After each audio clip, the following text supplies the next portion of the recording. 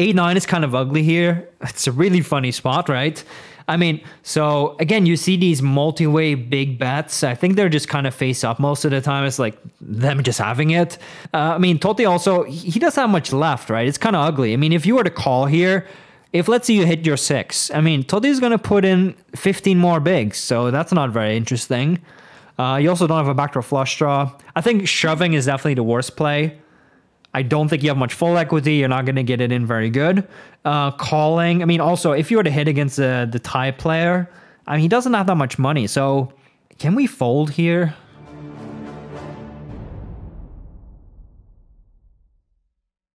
MP opened shove 16 bigs and with king queen suited. This would be pretty close. I mean, obviously, if we're in the big blind, it would be way better. We really don't want to call and get, you know, reshoved by one of the blinds. But then again, that's not going to happen very often, right? I mean, you could even just call everything you want to play. So you can also end up calling with hands like aces and whatnot. And now that the cutoff is called, don't say like, oh, this guy would shove aces. No, he doesn't have to.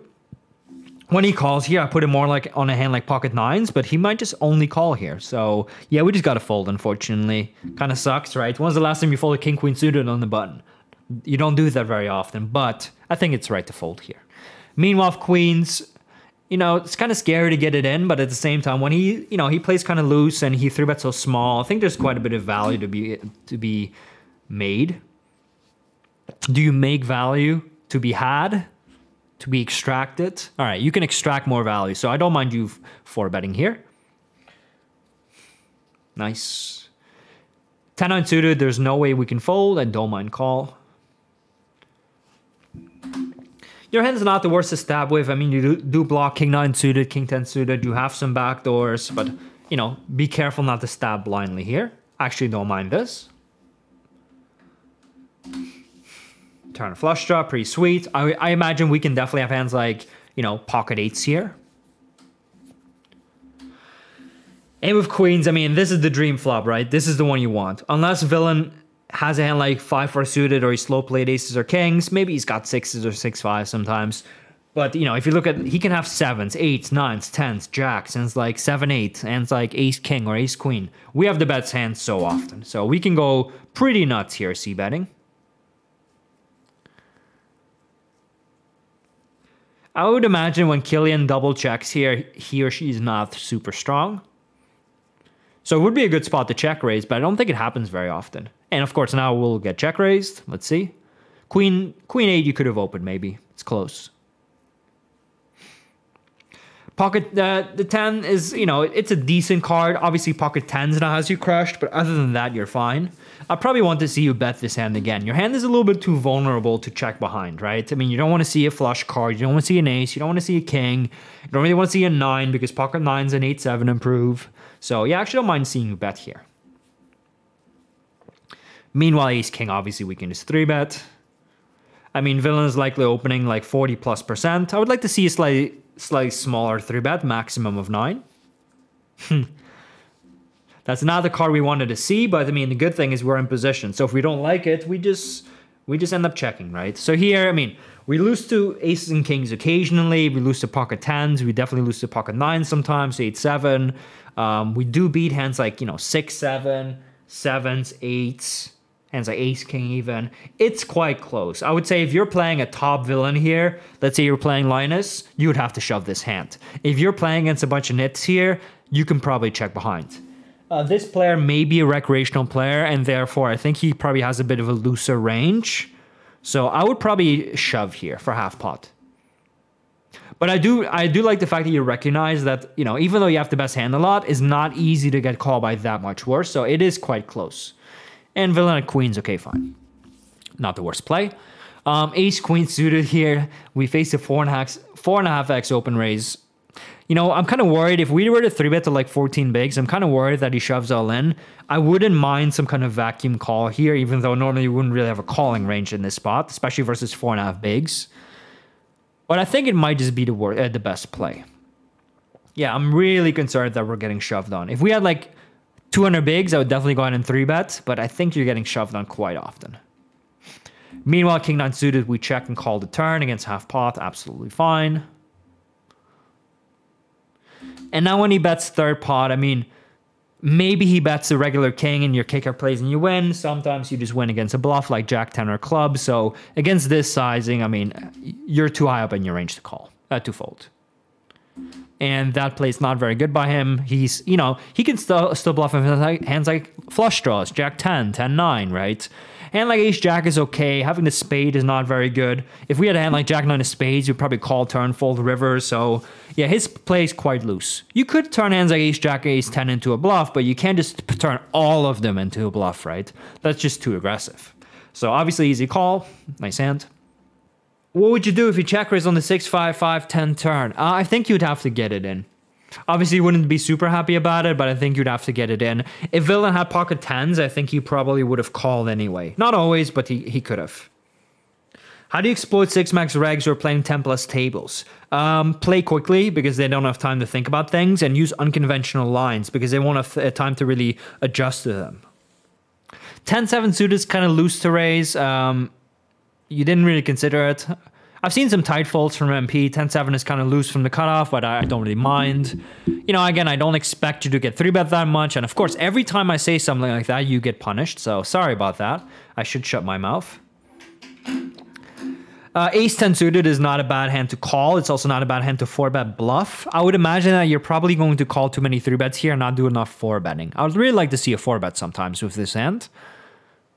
And you're about to, which looks really good. This player is from Taiwan. He's playing 52 VPIP so far, so that is quite loose. I wouldn't be surprised if this guy shows up with like a ridiculous hand. And also definitely not surprised he folded, given that he's playing 52% of his hands apparently.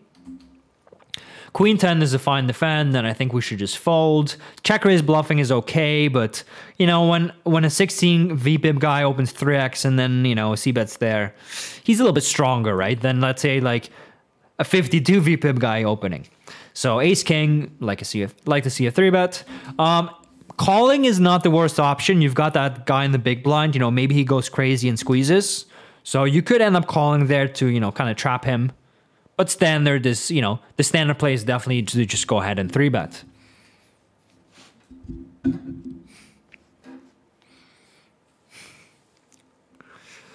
So queen 4, okay, folding there with, you know, with 10 bigs in there. It's, you know, limping is not as bad as it looks, but obviously it's still bad. You know, you do still have queen 4 off. 10 unsuited is a fine 3-betting hand, not always. And queen 7, you know, non-rake, you should play that hand, but with the rake, I think fold is fine. Ace 3 is an open. You can open every suited ace here, unless the lineup is insanely loose. And it really sucks that you get shoved on. He probably has ace king, and, you know, it's close, but obviously not calling. King 6, same thing. You know, with low rake, we cannot fold that hand, but with the high rake, I think we should. So you do see you get screwed over quite hard by the rake. A6 is an open.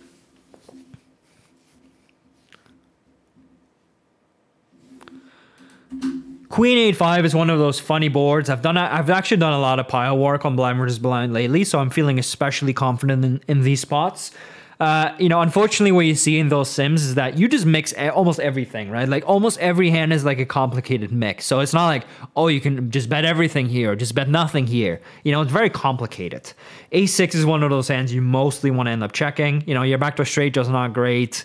You don't block anything really. You are not going to have many folds. So checking is standard. You can bet sometimes if you like.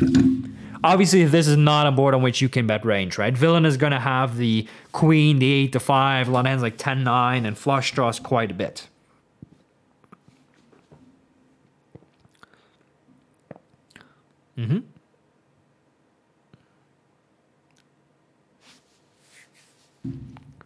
Villain thinking about it. Not sure what that means. It's kind of ugly here when he bets, you know, a little bit over third pot. When he, especially, you know, he thinks about it a little bit. It's kind of close, to be honest. I think folding is fine. Jack 10 deuce. You can do many things on this board. You know, you can bet big with a polarized range. You can bet small with a deep polarized range. You can even do a bit of both. My preference is to bet larger on this board. So it looks like you're betting your full range here. It's okay, but I think betting big is a little bit a little bit better if you want to use one sizing at least. And now with ace king here, checking behind is a standard play. I mean, you've got hands like, you know, ace 3 to bluff with, or ace 5, or 6 5, or 8 9, or queen 9, king 9, ace queen, you know, 8 9, spades, maybe like a low pair. You have a lot of better bluffing hands, so ace king will be bluffed occasionally. But obviously, you know, if you had a hand like, right now, I mean, you do beat hands like all the straight draws rather than the flush draws. Whereas if you had a hand like 8 9 of spades, I mean, you beat virtually nothing.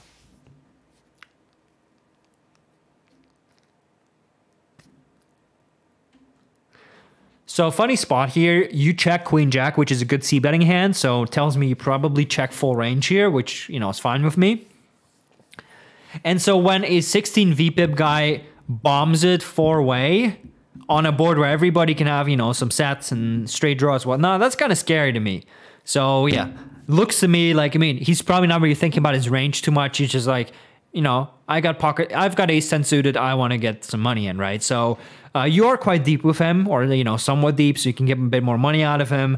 I would not really check raise. I think calling is the best play. You know, again, let's not make things too complicated here. He's a nitty guy bombing it 4-way on a drivey board. He most likely just has something good, right?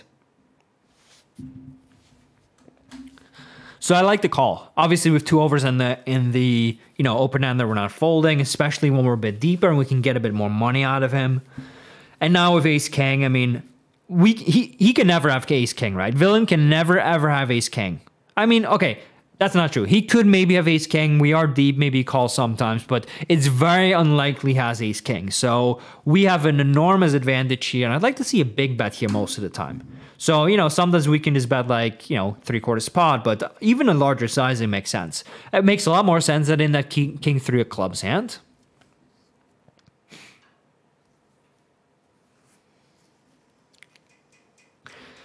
And with queen jack on the river, kind of strange that villain checks behind, right? I mean, you got pot ace 10 suited on the flop. Why are you not just checking behind? Or why are you not just betting? Are you afraid of jack 8, 8 6? I mean, they're possible, but, you know, not that likely. I mean, actually, they're not possible, right? I mean, we opened under the gun, let's not forget. And I mean, I even forgot. So, you know, jack 9 suited, jack 8 suited is not a standard open under the gun. Neither is 8 6. So, you know, if he's happy to bet the flop, why is he not betting the turn? I mean, it's not a bad card. So I would go ahead and bluff here.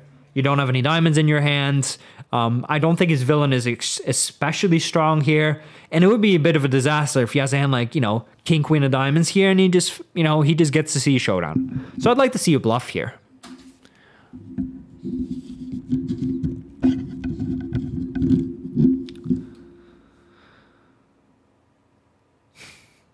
Unsurprisingly, you got to fold with ace king.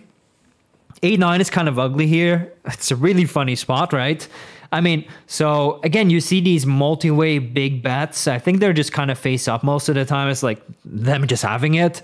I mean, Totti also, he doesn't have much left, right? It's kind of ugly. I mean, if you were to call here, if let's say you hit your 6, I mean, Totti's going to put in 15 more bigs, so that's not very interesting.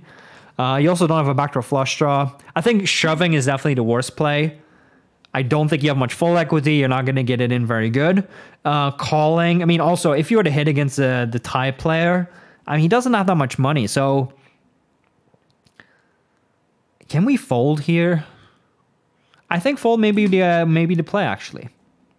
If both of them had 100 big blinds, then calling or check raising would be a better play. But I actually think folding is probably best. I don't hate you calling. You know, the problem is now, I mean, Totti's going to shove it in like 80% of the time here. And obviously you can't call, right? I mean, obviously he ships it in. And yeah, we just can't call. Easy fold. Calling is out of the question. I mean, you're even losing the bigger straight draws like queen jack, right? I mean, Totti could have queen jack and you're just destroyed. Oh, no. Oh, no.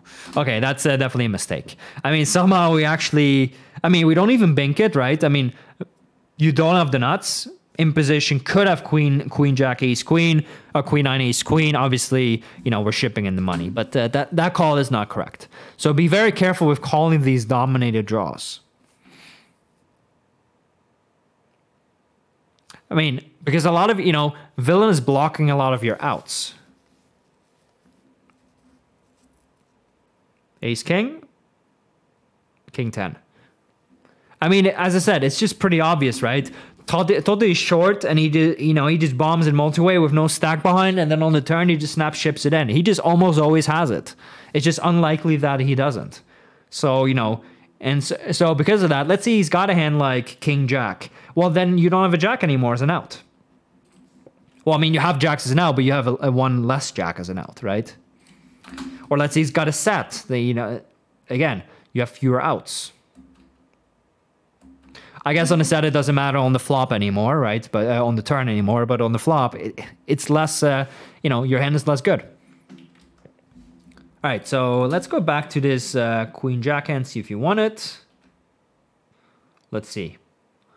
I'm hoping we end up bluffing here. Come on, guys. We're all rooting for him, right? We're all rooting for the bluff. Bluff. Bluff. Yes. Okay. Snap fold. Okay. So the fact that he snap fold, it tells me he has something like a misdraw, like a hand like King, Queen of Diamonds, right? And it would be disaster if he gets to win with King High. Or, you know, or if let's say he just bluffs and, you know, obviously we can't call.